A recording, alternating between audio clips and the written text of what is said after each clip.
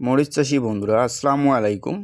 বন্ধুরা আজকে আমরা জানবো মরিচ গাছের ডগা পচে যাওয়ার কারণ এবং এর সমাধান সম্পর্কে। তো বন্ধুরা, মরিচ গাছের ডগা বিভিন্ন কারণে মরে যায়। তো প্রথম কারণ যেটা, সেটা হচ্ছে যে মরিচের জমি যখন আমরা তৈরি করি তখন কিন্তু আমরা মাটি শোধন যদি ঠিকমতো মাটি শোধন না করি, জমি শোধন না করি, তাহলে কিন্তু এই সমস্যাটা বেশি দেখা দেয়। আর দ্বিতীয় কারণ হচ্ছে, দুটি কারণে মারা যায়, একটি হচ্ছে ব্যাকটেরিয়াজনিত কারণ আর একটি হচ্ছে গোড়া পচা কারণে। তো কীভাবে বুঝবেন যে এটা ব্যাকটেরিয়াজনিত রোগ? তো যখন দেখবেন যে আপনার গাছের গোড়া থেকে উপরের দিকে ডালগুলো কিছু শুকিয়ে পচে মারা যাচ্ছে, সেটা হচ্ছে ব্যাকটেরিয়াজনিত কারণ। তো এই ব্যাকটেরিয়া আক্রমণ করলে আপনাদের কীটনাশক স্প্রে করতে হবে। তো এই ব্যাকটেরিয়া দমনের জন্য আপনারা কী কীটনাশক এবং কীভাবে কখন প্রয়োগ করবেন, তো আজকে আমরা সেটাই জানবো। তো এই যে মরিচ গাছটার ডালটা দেখেন, এটা কিন্তু গোড়া থেকে দেখেন, গোড়ার দিকে কয়েকটা ডাল ঠিকই আছে, কিন্তু এইখানে মাঝখানে একদম একদম পচে একদম শুকিয়ে গেছে। তো এই ডালটাতে কিন্তু মরিচ আছে দেখেন। তো এইরকমভাবে পচে গেলে আপনাকে কিন্তু কীটনাশক স্প্রে করতে হবে। তো এর জন্য আপনারা কী কীটনাশক প্রয়োগ করবেন, তো আমরা আজকে বিস্তারিত জানবো।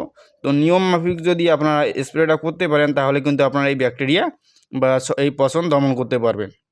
তো বন্ধুরা, এই যে দেখেন গাছের ভিতরে কিছু ডাল এইভাবে মরে আছে। তো এর জন্য আপনারা যে ওষুধটা স্প্রে করবেন, এর জন্য আপনারা ক্রোম মাস্টার স্প্রে করে দিতে পারেন। এই ক্রোম মাস্টার স্প্রে করলে আপনারা তো দমন করতে পারবেন। তো এই ক্রোম মাস্টার স্প্রে করার দুটি নিয়ম। যদি আপনার ডালটা গোড়ার দিকে পচে যায়, তাহলে আপনাকে করতে হবে গোড়ার দিকে স্প্রে, মানে যেই দিক দিয়ে থেকে আর কি পচনটা শুরু হচ্ছে সেই দিকে আর কি স্প্রে করতে হবে। আর যদি আপনার ডাল উপর থেকে পচে যায় আর কি, উপর থেকে মরে যাচ্ছে, তাহলে আপনাকে এই ক্রোম মাস্টারটা উপর থেকে স্প্রে করতে হবে। তো বন্ধুরা, যদি আপনার ডালগুলো আর কি উপর থেকে মরে যাচ্ছে, তাহলে কিন্তু এর ক্রোম মাস্টারের একটা মাত্রা আছে, এই মাত্রা অনুযায়ী আপনারা প্রয়োগ করবেন।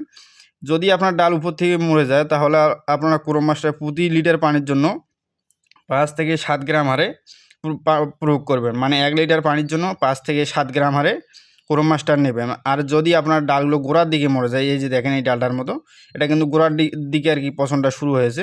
তো এইভাবে গোড়ার দিকে পচন শুরু হলে আপনারা ক্রোম মাস্টারের মাত্রাটা একটু বাড়াই দিতে হবে, কারণ গোড়ার দিকে ডালটা একটু মোটা হওয়ার কারণে সেখান থেকে পচনটা অতি দ্রুত আর কি কাজ করে না, সে কারণে আপনাকে একটু মাত্রাটা বাড়াই দিতে হবে ক্রোম মাস্টারে।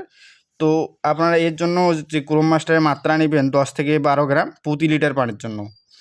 1 লিটার পানির জন্য 10 থেকে 12 গ্রাম ক্রোম মাস্টার, এটা কিন্তু পচনের জন্য ডাল পচনের জন্য মারাত্মক কাজ করে।